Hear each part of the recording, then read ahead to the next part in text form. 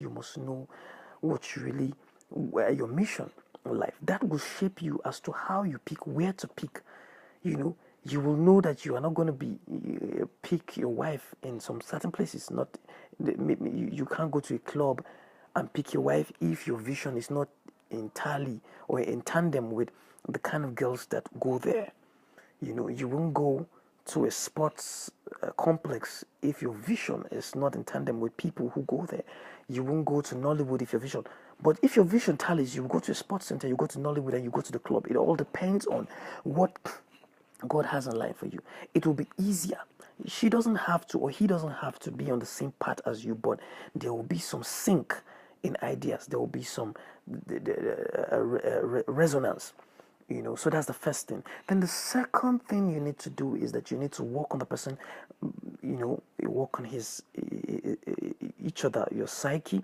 You need to build friendship, you know, and you don't need to rush into that thing called marriage talks. You need to build friendship. You need to observe. You need to watch his style. You need to see what you can cope with and what you cannot. You need to see what you can improve. He may not be very neat. When I was not you can see my nails, my fingers. I caught them at the time I started with my fiancée. Now I was not always doing this, but she has a way of making me conscious of my this and that taught me some lessons. So consciously now, because of love, I began to. So you can teach a person, but if the person is not teachable, then it's a red flag because tomorrow you will suffer. That's one. Then you can also try to see the temperaments of this person in the stage of friendship, you know, and you can also see how this person, you know, can go without sex and how this person can cope with the opposite sex around him, not necessarily you, but outside, and what kind of friends this person keep. These are important things.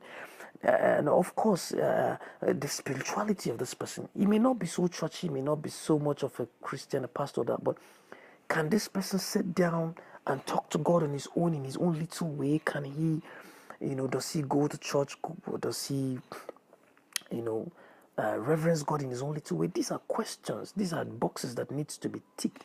When these are ticked, then you begin to check how handsome, how rich, how posh, how he can take care of you, how that. But those first things need to be checked first. You know, of course, you need to check all those things. You need to check if he's responsible enough, because it's important. You need a responsible lady. You need a responsible guy. Before you start, don't just be carried away with the car, with the jeep, with the fine, all that. You know, because I have one lady in my choir who recently gave me the good news that she has gone back to her former love. She was in a relationship with one guy, but the tribal differences was a problem. And then she met a guy who she really liked. The tribe was not a problem, but the guy was insensitive, and the guy was fine, and he was rich, but he will not call her in days. She'll chat him up, he will chat her up.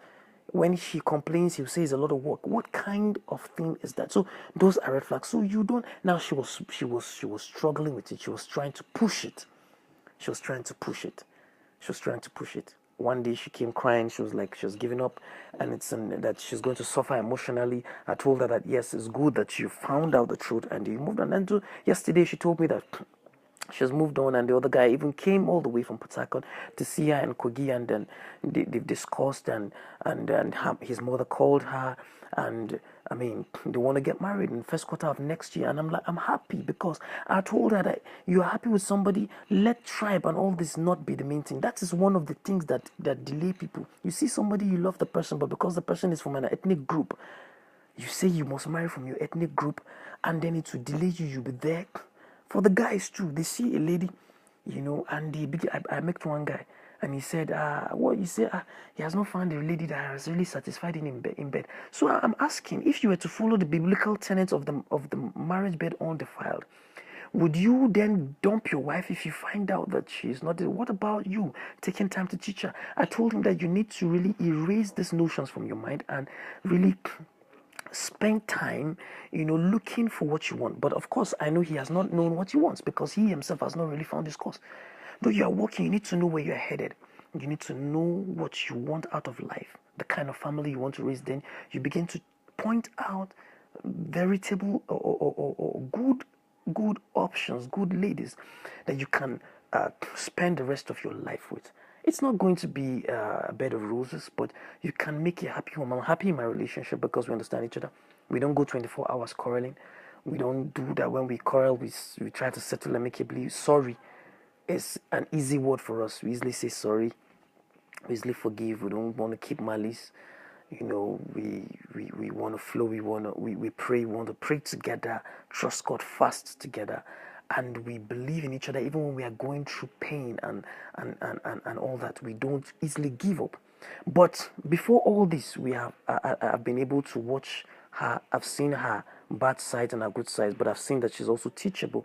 I've seen that, okay, yes, she can take correction and she can also grow. I've seen that intellectually she can develop into a very great woman. I've seen that spiritually she can become a great giant. I've seen those things, and then I began to do my bit, and it's working. And myself, I've seen her impact in my life. I've seen that I've become more responsible. Things that I never believed I could do, I am now doing them. I'm becoming more of a better man and all that. So these are things to watch out for. And I started noticing that even before I asked her and the marriage, even from the stage of friendship, I began to see light.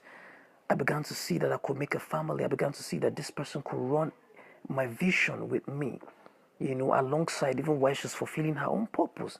So these are crucial things. The one on a closing note, please don't limit yourself because of tribe. It is the least thing you should consider. Don't limit yourself because of tribe. Don't limit yourself by trying to depend on others. You need to have your conviction. When you discover that you have a lasting peace in the midst of storm, when you discover that despite what everybody's saying, this person, understands you and all that, you can break barriers. If there be anything, what you should do is to try to go for prayers normally in some churches, my churches, we do deliverance, we break yokes and all that before you enter.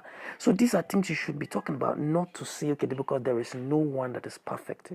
So these are things that a lot of people do, and you see them in their 30s and they don't get married. And one other thing again is that they are too picky, too choosy. I was doing teaching practice in my undergraduate days, and the lady said she wants to marry a guy like Michelobi. So I asked her, where do you want to see the types of Michelobi? They are not in your league. Before you see the type of Michelobi, you must be in their league. You must have maybe a model, a Nollywood star, and you have a long way to walk up there. Or if God so wills and you walk up there in a short time, that's when you can get those kind of guys. Or if Providence speaks.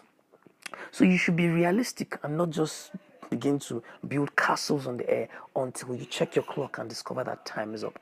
So with these few words of mine, I hope I've been able to convince you that one of the reasons why people are not getting married is because they focus on the mundane. Thank you very much for watching my video. Please drop your comments. I want to learn from you. As I told you, I'm about to enter that that realm, and I really do this because I've been doing my own findings, and so I want your contributions. I want your comments as you watch this video. Share, like, subscribe, because we'll be doing this some more. Thank you very much and have a wonderful weekend.